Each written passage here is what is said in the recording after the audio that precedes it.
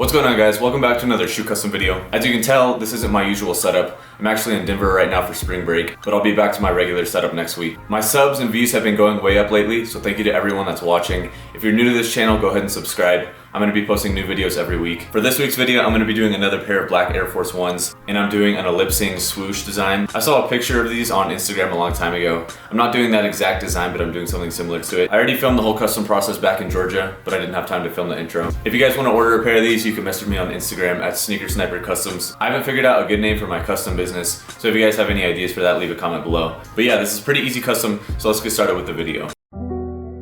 The first step to this custom is removing the leather swoosh that's stitched onto the shoe.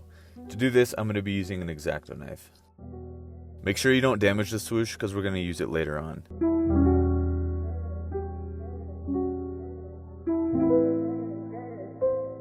Once you get the swoosh removed, you'll see that there's a lot of loose threads underneath that we have to remove. You can do this using tweezers or just pulling them out with your fingers. Some of them are harder to get out, so I used a lighter to burn them down, and then they're easier to grab. Once you get them all out, you should have a smooth surface to paint on. Before we start painting, we have to use some leather prep and deglazer to prep the surface. Since I'm painting on a black shoe, I have to put a base coat of white paint so the colors show up better.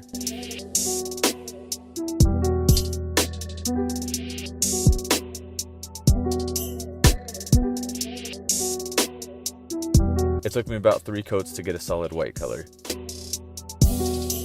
Now I'm going to start drawing on the swoosh. Using the swoosh I cut off in the beginning, I'm going to lay it out just below where it was originally and outline it with a pen. Now I'm going to lay down some translucent tape so I can mask out the areas where I don't want to paint. Using an X-Acto knife, I'm going to cut out the swoosh.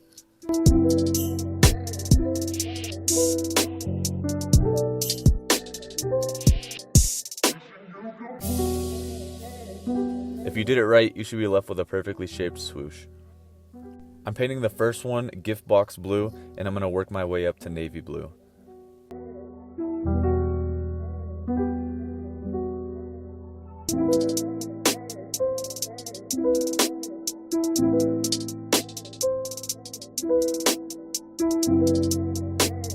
For the second swoosh, I traced around where the swoosh was originally and repeated the same taping and masking process from before.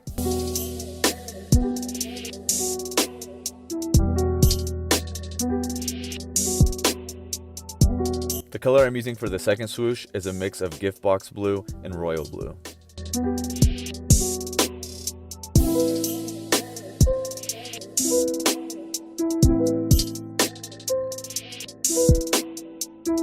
For the last swoosh, I put it just above where it was originally and then traced around it and masked it off with tape.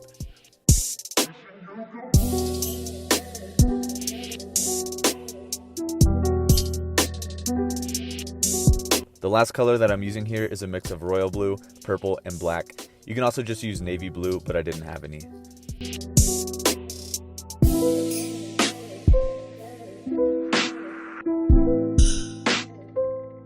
Now that all 3 swooshes are painted, I have to use tape and mask them off so I can paint the remaining white areas black.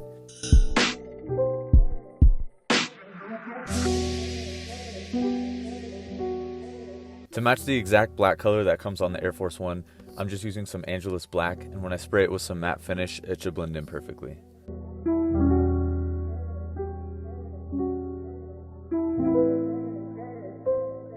At this point, all the major painting is done, so all that's left is doing some touch-ups, which I did off camera. I also sprayed it with Krylon matte finish, but I forgot to record that. That's going to wrap it up for this custom. If you enjoyed it, make sure to subscribe, and I'll see you guys in the next video. I've been following your trail, you don't hide it well.